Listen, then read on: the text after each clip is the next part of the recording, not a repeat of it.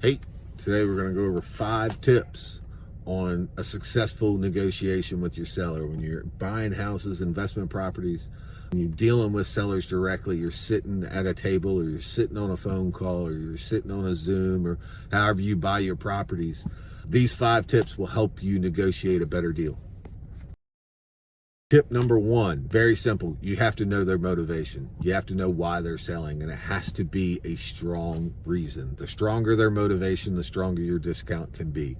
Just because they want to sell their house and get quick cash, that isn't going to be a strong enough motivation for you to really get a discount if they're worried about price.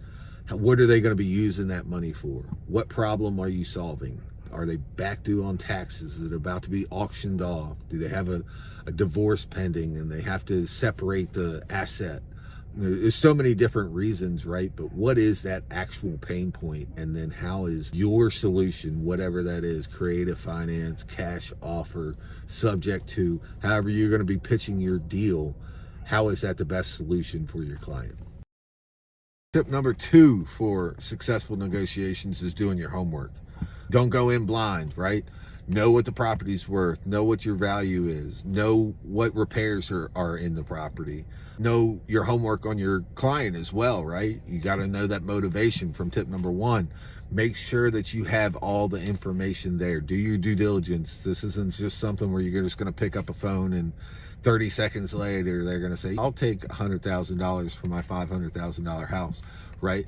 Be confident with your knowledge, be confident with your homework, and know what you're doing is you're providing a solution for that person, and provide the best solution for them because you've done your homework and you know what you're talking about. Tip number 3, clear communication. Super important. 2 ways. 1, you want to be professional, you want to be empathetical, right? When you're diving into these motivations, you're getting into their personal story and solving a personal problem for them, whether it is just simply about the real estate itself or whether it is truly a personal problem, financial or any other way that you're trying to provide a solution for. You have to have empathy for that person. You have to create a bond and create a friend more than anything else, right? And that will help you provide a solution and be somebody that can be trusted. It'll help you build trust in your negotiation because you're working together.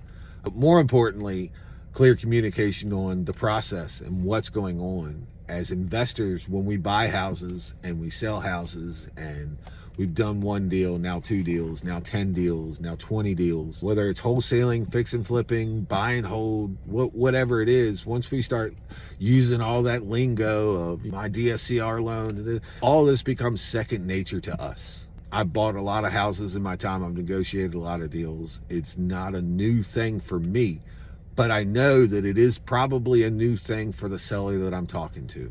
It's very possible that the person I'm talking to has sold multiple houses in the past. More than likely, every house that they sold has been through a realtor, though. That realtor was there to hold their hand. That realtor was there to provide them with the paperwork that protects them. That realtor was there to coordinate things and make sure that things are going on. That falls on you as the investor. That falls on you, your team with the transaction coordination, your title company, to handle all that for them. And you need to be very clear about the way that this is going to happen. You're buying the property at a discount and you're buying it basically for convenience, right? Because you're handling all that stuff. Make sure that they know what you're handling. That'll help you in your negotiation, because if you just say, I'm just going to buy your house, well, that's great. You tell them, you know what, I'm going to go in, I'm going to pay all your closing costs, right? My title attorney is going to do a title search on your property. So we'll actually go back about 100 years to make sure that everything is in line so that they can provide insurance to me that I have a free and clear title.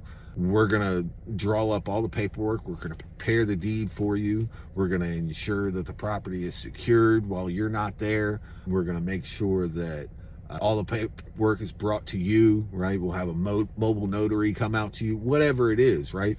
Keep stacking on top, on top, on top. Everything that you're going to be doing for them, that's going to add value to you. It's going to add value to your company. It's going to add value to your negotiation. Tip number 4, get creative. I like to, in my negotiations, I like to give people options. In my company, we call it a buffet offer. It's a great way to open up the negotiations without doing anything I can just control the offer a lot better if I'm giving them options. People like options. People don't like to go to a restaurant and only see one thing on the menu, right? They want to have menu. They want to have choices. They want to have options. So I typically provide people with a cash offer. That cash offer could be, I close in 5 days. It's going to be low, right? That's where my anchor is. I'll offer them terms, whether maybe they have a payment on the property, a mortgage on the property, I'm going to take it over subject to, or it's free and clear and I'm going to work on an owner financing deal. And I'm going to work maybe a lower down payment versus a higher down payment for a longer term. All the different things that go along with it, right? Shared risk between the more money that I'm putting out, the more risk that they're going to share with me. But I'm going to offer them multiple offers up front and break them down individually, right? So even my seller finance options, let's say that I wanted to pay them $1,000 up front and $1,000 a month for the next 59 months for $60,000. My cash offer may have only been $32,000. I'm going to make sure that hey, with this second offer, I'm actually going to pay you $60,000. Yes, it'll take 59 months to get there, but I'm going to pay you $60,000 instead of the 39,000 or 32,000, whatever number I said. Breaking that down, that can really help in that negotiation. Typically, when I do those things, they love the high number and the short term, right? But it gives me a place to start. Great. So what do you like about the first option? What do you like about the second option? What don't you like about the first option? What don't you like about the second option? And then create solutions, right? Find as many things as they like that you can do, and find as many things as they don't like that you don't have to do, and take them out. It's all about negotiation. It's all about a give and take. It's got to be a win-win situation, and getting creative opens that up. If you're just writing cash offers and that's it, you're tying your hands behind your back, and you're losing a lot of power in your negotiation. Tip number 5, it's super, super important, and it's super tough for new investors. Know when to walk away, period. Know when to walk away. Many, many, many times that I've gone to a negotiation table and I've talked to somebody and I've had a 20-minute conversation on the phone. I've had an hour conversation in person. We've gone back and forth. The motivation is there. It makes sense. My numbers are right. I just know that this solution is the right solution for them, but for whatever reason, there's a mental block. There's something that I didn't do to build enough value, or they're just not ready. Know what your number is and know when to walk away. And I've had it many, many times with partners of mine, and they're like, man, we could have done an extra $5,000. You walked away over $5,000. And typically I'm not going to walk away over a small dollar amount like that. But there have been times that I've done it. And almost every single time when I walk away thinking that, man, everything's right there, they call back and they end up doing business with me. Again, it comes into don't overpay for your real estate. Don't overpay for your investments. The last thing that you want to do is lose money on your investment. So the number 2 ways to lose money in real estate is to pay too much for the property, to over renovate or run over budget on renovations or something like that. When you buy it is the easiest way to lose money in real estate if you spend too much money.